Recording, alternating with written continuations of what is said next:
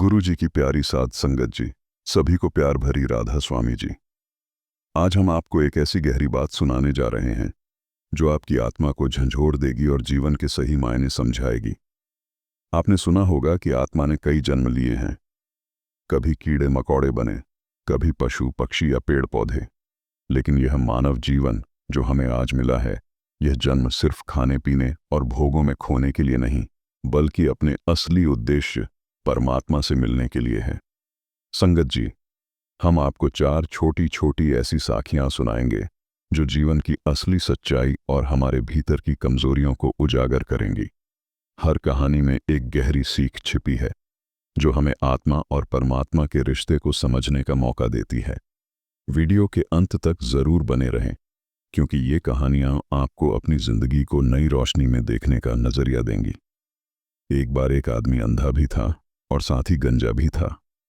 थोड़ी सी गलती के कारण राजा ने उस बेचारे को एक ऐसी जेल में बंद कर दिया जो खास तौर पर भूल भुलैया जैसी बनाई गई थी। उस जेल के कई नकली दरवाजे थे, पर बाहर जाने के लिए एक ही दरवाजा था। राजा का हुक्म था कि जो कोई उस ठीक दरवाजे को ढूंढकर बाहर निकल जाएगा, उसको छोड़ दिया जाएगा। काफी देर तक वह अंधा आदमी जेल की दीवारों के साथ साथ असली दरवाजे को ढूंढता रहा, परंतु जब वह दरवाजे के पास आता तो अचानक उसके सिर में खुजली होने लगती। वह सिर में खुजली करने लग जाता और दरवाजे से आगे निकल जाता। इसी तरह हर बार जब वह दरवाजे के पास आता तो उसके सिर में खुजली हो जाती और वह असली दरवाजे को ढूंढ न पाता। इस प्रकार वह जेल की दीवारों के साथ साथ घूमता रहता और हर बार असली दरवाजे से आगे निकल जाता। यही हाल हमारा है। जब मनुष्य जन्म मिलता है तो उसे मन की लज्जतों में गुजार देते हैं और फिर से 84 के चक्कर में पड़ जाते हैं। यही वक्त मुक्ति का होता है जिसे हम गंवा देते हैं। दूसरी साखी, जैसे माँ अपने बच्चे को प्यार से पालती है, हर समय उस पर ध्यान रखती है और हर पल उसे खाना खिलाकर उसकी ज़रूरतों का ख्याल रखती है, उसी तरह बाबा जी अपने सेवादारों की देखभाल करते हैं और उसे हर समय परमात्मा के प्यार में जोड़े रखते हैं। ये सेवादार और बाबा जी के गहरे प्रेम और देखभाल का सुंदर वर्णन है। जैसे भारत में पहले यह रिवाज था कि जब किसी राजकुमारी की उम्र शादी लायक होती तो एक स्वयंवर रचा जाता, जिसमें राजकुमारी खुद अपने पति को चुनती थी।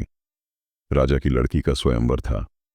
नारद जी ने, जो भक्त शिरोमणि कहलाते थे, भगवान विष्णु के आगे प्रार्थना की कि मुझे सुंदर सा चेहरा दे दो, मैं अमुक लड़की के स्वयंवर में जाना चाहता हूं। भगवान ने यह विचार कर कि कहीं यह काम के वश में न हो जाए, उसे बंदर का चेहरा दे दिया। जिस वक्त वर चुनने का समय आया, लोगों को पीछे हटाकर नारद इस विश्वास के साथ आगे खड़ा हो गया कि कन्या उसी के गले में हार डालेगी। लड़की आगे निकल गई। दिल में ख्याल आया कि शायद उसने देखा नहीं है। लोगों को हटाकर फिर आगे जा खड़ा हुआ। लड़की ने कहा, बार बार उछलता क्यों है?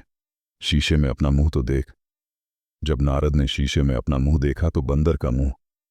क्रोध में आ गया। भगवान से कहने लगा कि मैं तुझको श्राप दूंगा।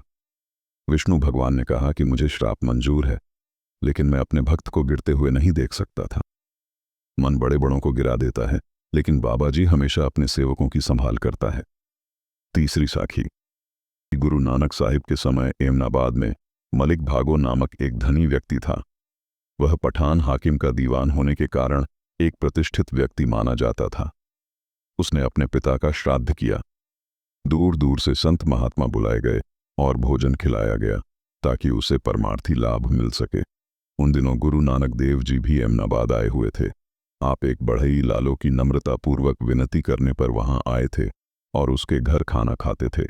किसी ने मलिक भागो से शिकायत की कि एक तपा महात्मा हैं जिनका नाम नानक खत्री है, मगर भोजन लालो शूद्र के घर खाते हैं। जब मलिक भागो को इस बात का पता लगा कि लालो के घर एक महात्मा ठहरे हुए हैं, तो उसने अपने आदमी भेजकर गुरु नानक और उनके साथियों को ब्रह्मभोज पर बुलवा लिया, पर गुरु साहिब ने उसके न्योते को ठुकरा दिया। मलिक भागो ने सोचा कि जब तक सभी महात्मा उसके घर का भोजन नहीं खा लेते, तब तक उसका भोज अधूरा रहेगा। इसलिए उसने गुरु नानक को बुलाने के लिए अपना आदमी फिर भेज दिया। आखिर गुरु जी मलिक भागो के घर आ गए और भाई लालो भी उनके पीछे पीछे वहां पहुंच गया। मलिक भागो ने गुरु साहिब से पूछा, आप ब्रह्मभोज में क्यों नहीं आए? गुरु साहिब ने कहा, ला मलिक, अब खिला दे। जब गुरु साहिब ने पीछे पलट कर देखा कि लालो बढ़ई खड़ा है तो उससे कहा, लालो तू भी अपनी रोटी ले आ। लालो दौड़ कर गया और कोधरे की रोटी और बिना नमक का साग ले आया। उधर मलिक भागो के आदमी पूरी कचौरी ले आए। इतने में वहां एक बड़ी भीड़ इकट्ठी हो गई। गुरु साहिब ने अपने दाहिने हाथ में कोधरे की रोटी और अलूना साग और बाएं हाथ में पूरी कचौरी पकड़ी और सबके सामने उनको निचोड़ा तो लालो की रोटी से दूध निकला और मलिक भागो की पूरी कचौरी से खून। आपने कहा, मलिक देख, मैंने तेरा भोज क्यों नहीं खाया? ये ब्रह्मभोज नहीं, लोगों का खून है। ब्रह्मभोज तो हमेशा लालो के घर होता है। बिना नेक कमाई के परमार्थ में कामयाबी नहीं मिलती। चौथी साखी। सुल्तान महमूद प्रजा की हिफाजत के लिए रात को भेष बदलकर घूमता था। एक बार उसको 5 चोर मिले। उसने पूछा कि आप कौन हो? उन्होंने जवाब दिया, हम चोर हैं। फिर उन्होंने पूछा कि आप कौन हो? महमूद ने कहा, मैं भी चोर हूं। इस पर चोरों ने उसको अपने गिरोह में शामिल कर लिया। अब चोरी करने की सलाह हुई, लेकिन चोरी करने से पहले यह तय हुआ कि उन्हें अपने में से किसी एक को सरदार बनाना चाहिए। इस पर सब सहमत हो गए। सरदार चुनने के लिए जरूरी था कि सब अपना अपना गुण बयान करें, ताकि जिसका गुण सबसे अच्छा हो उसे ही सरदार चुना जाए। पहले चोर ने कहा, मैं ऐसी कमंद लगाता हूं कि एक ही बार में रस्सी फंस जाती है, फिर चाहे सैकड़ों आदमी चढ़ जाएं। दूसरे ने कहा, मैं सेंध लगाना अच्छी तरह जानता हूं, इतनी जल्दी और आसानी से सेंध लगाता हूं कि किसी को आवाज तक नहीं आती। तीसरे चोर ने कहा, मैं सूंघ कर बता सकता हूं कि किस कमरे में कहां पर माल दबा है। चौथे ने कहा, मैं जानवरों की बोली समझ सकता हूं कि वे क्या कहते हैं।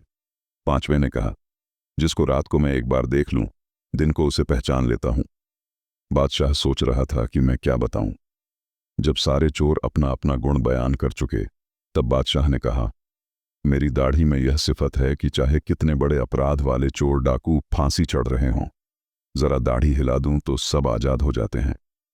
चोरों ने जब बादशाह का यह गुण सुना तो उसको सबसे अच्छा समझकर अपना सरदार बना लिया। नज़दीक ही महमूद का महल था। ये सलाह हुई कि आज बादशाह के महल में चोरी करें। मजबूरन बादशाह भी मान गया। जब महल को चले, रास्ते में एक कुत्ता भौंका। चोरों ने चौथे चोर से पूछा कि यह क्या कहता है।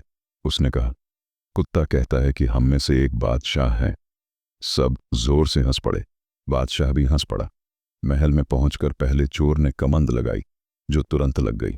सारे चोर और बादशाह ऊपर चढ़ गए। दूसरे ने सेंध लगाई।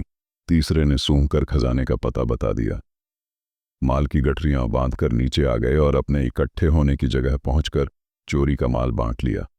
अपने अपने घरों को चले गए। अगले दिन बादशाह ने अपने आदमी भेजकर चोरों को पकड़वा लिया और फांसी का हुक्म दे दिया। जब फांसी चढ़ने लगे तो 5वां चोर सामने आया। उसने अर्ज की, बादशाह सलामत, मैंने आपको पहचान लिया है क्योंकि रात आप भी हमारे साथ थे। हम पर रहम करो, अब दाढ़ी हिला दो और हमें फांसी से बचा लो। हम सच्चे दिल से प्रण करते हैं कि आज से कभी चोरी का धंधा नहीं करेंगे, बल्कि अपने आप को हुजूर की सेवा में सारी उम्र के लिए पेश करते हैं। बादशाह को दया आ गई। उसने दाढ़ी हिला दी। दाढ़ी का हिलना था कि 5 चोर फांसी के तख्ते से नीचे उतार लिए गए। उनकी हथकड़ियां और बेड़ियां खोल दी गईं और वे हमेशा के लिए आजाद होकर बादशाह की सेवा में रहने लगे। इसी तरह मालिक भेष बदलकर और हमारे जैसा बनकर हमारे जैसे चोरों, ठगों और पापियों को सीधे रास्ते पर ले आता है। वह कहता है कि इस रास्ते पर चलो। संतों और महापुरुषों को जीवों के उद्धार के लिए कई तरह के प्रयास करने पड़ते हैं।